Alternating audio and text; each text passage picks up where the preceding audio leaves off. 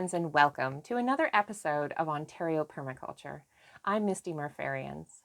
In this episode, I'd like to share with you a craft project that I've been really inspired by recently. It was my youngest daughter's birthday just recently, and I decided to make for her a handcrafted project. Now, my daughters love the Harry Potter series, and in it, there is a book called The Monster Book of Monsters. I mean, they really loved that idea, and so they decided that they wanted a Princess Book of Princesses. They didn't explain to me what exactly that was, but that was the book that they wanted. So for Aurora's birthday, I made them the Princess Book of Princesses. I developed the pages, I watercolored the art for it, and then I penned in all of the words with my fountain pen and bejeweled it as well. And I think it came out really beautiful. So I'm really looking forward to sharing it with you. Let's go have a look. For this project, I decided to use some partly used watercolor paper that I had. The girls had been given a package of it, very high quality watercolor paper. Well, they were still quite young, and they basically just scribbled a few doodles on each of the pages. And since the paper is such fine quality, I didn't want to get rid of it. So I set it aside for a future use. This meant that I had to very creatively design the pages to coordinate with the scribbles that had already been on there, and I had a fixed number of pages because I only had so many left in my stash. So I took each one of them and folded them in half, and that gave me 4 individual pages of the book to work with. Once I knew how many pages I was working with, I decided on which princesses I wanted to do.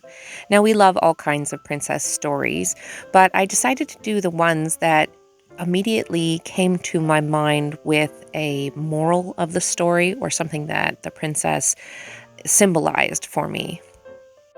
Here I'm working on Mulan, and she, of course, has many wonderful characteristics in her story and a wonderful moral to her story.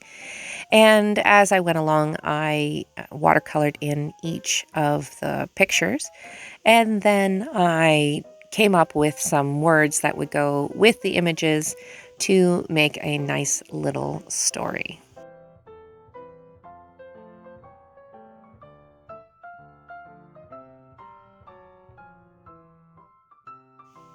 For the book itself, I didn't have any hard cardstock left except for a few little pieces, so I used an old book from the thrift store. I pulled out the book itself and actually set it aside to read, and used the few pieces of hard cardstock that I had left to reinforce the inside and the spine of the book. You can see that I've got them all in their single folds, and I've planned it so each one flows into the next. Obviously, the back sides and front sides of the pages flow from one page to the next.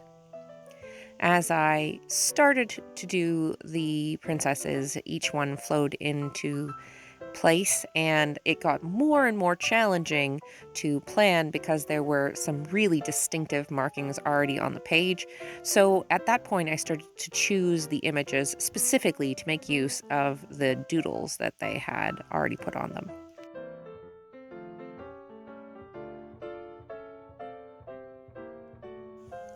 Next, I began to ornament the cover of the book. I cut a small window into the front of the book where the title had been, and I made a little shadow box to put a tiny little crown into. I actually used the cardstock from the book that I had cut out to form the base of the crown, and then I used up some leftover crafting supplies that I have been variously gifted to put in some fancy sparkles.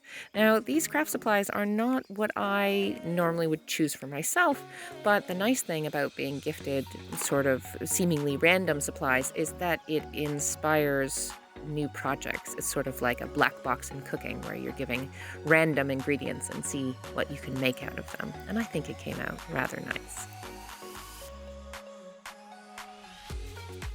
After assembling the shadow box with all its various different layers and parts to give it the depth that it could hold the crown within it and not have it slid off when the book is put away, I went to affixing the little crown into the shadow box so that I could hold that into the cover of the book. And this is the focal point. It gives all the interest to the book.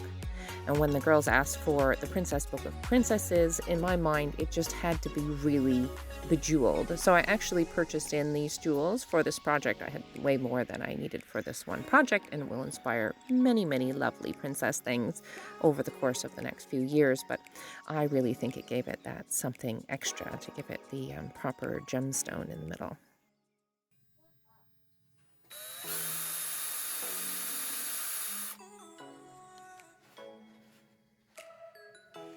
The next phase of the process was to bind all the individual folded over pieces of paper into one spine so that I could attach that to the book.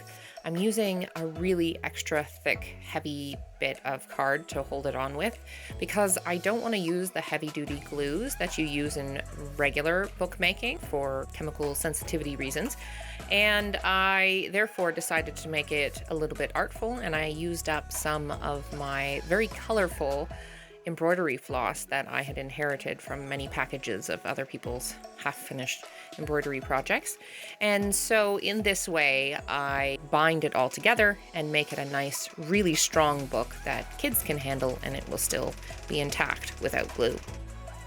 It's actually quite challenging to get the knot tight when I was tying here, and I found that when he was not busy filming my work, it was quite helpful to have Bryce holding down the center of the single knot so as to make the double knot really good and tight. When doing repetitive motions during craft, and especially if it's for a gift, I like to have a clear intention of what I'm thinking when I'm doing it. So as I'm tying all these knots, I'm thinking of my love, and in that way, I think it imbues the object with a certain bit of magic that the receiver can feel.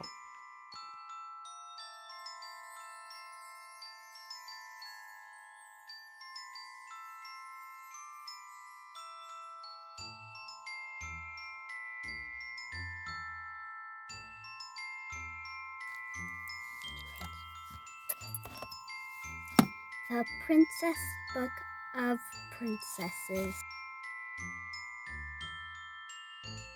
For my Princess Aurora on her birthday.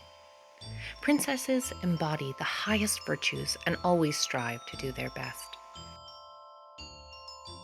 To be a princess, you must always have courage and be kind.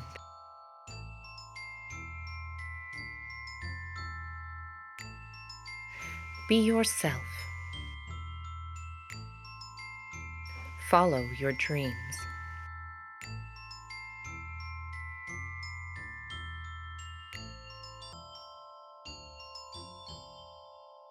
Work hard for what you want and always remember love.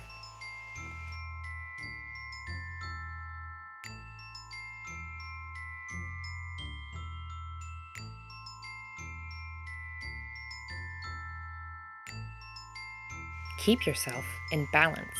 Like a rock, you must be hard. Like an oak, you must stand firm. Cut quick like a blade. Think fast, unafraid. Like a cloud, be soft. Like bamboo, bend in the wind. Creeping slow, you're at peace because you know it's okay to be afraid. Listen with your heart. You will understand. To be a princess, you've got to believe that you're a princess. You've got to walk the way you think a princess should walk. So think tall, smile and wave, and just have fun. See the world before settling down, and take time to get to know who your partner really is.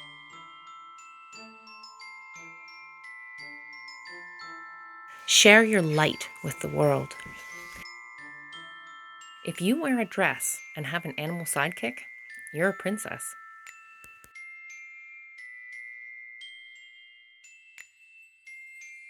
Always remember and value the power of your voice. Be kind and thoughtful and choose wisely. Most of all, always remember that which you give out returns to you multiplied. So always treat yourself and others with the dignity and respect befitting royalty. May your story always be happily ever after.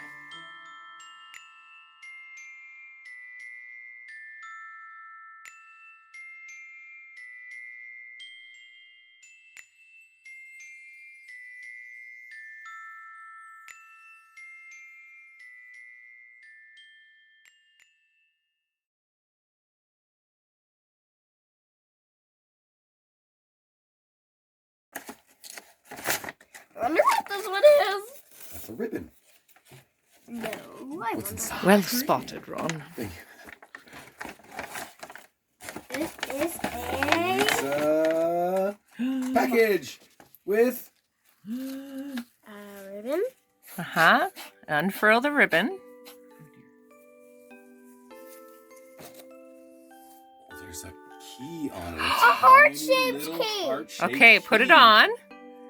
And you'll need that for the next one.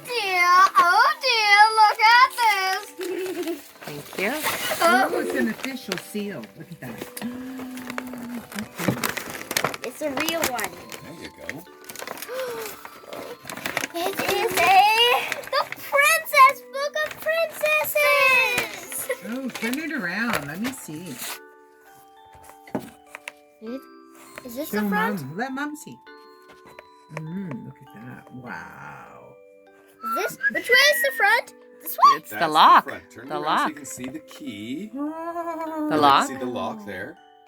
And what do you think that key does? Unlocks it. Be gentle. It actually works. It Yeah. actually works. That is a real lock. Yeah, so you pull the chain off. So Okay. much fun. Look at that. This is a real lock. We spent a beautiful birthday party day reading through the book. The girls had their grandma visiting, and we just had a lovely time. Since then, Rory has read the book over and over again and just loves wearing the key on the necklace. It really was worth every bit of effort, and I just love making these heirloom items. I heartily encourage you to try making handcraft gifts, whatever your craft is or whatever craft you would like to learn. It's worth it.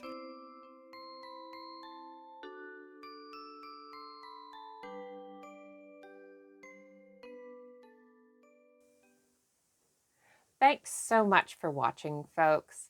And thank you so much to all of you who like and share our videos, all of you subscribers, and of course, thank you so much to all of the people who contribute to us financially through GoFundMe and Patreon, and all the ways you show your support. We really, really appreciate you. So until next time.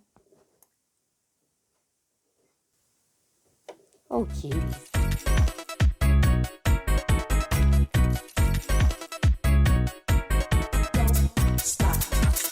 Don't stop.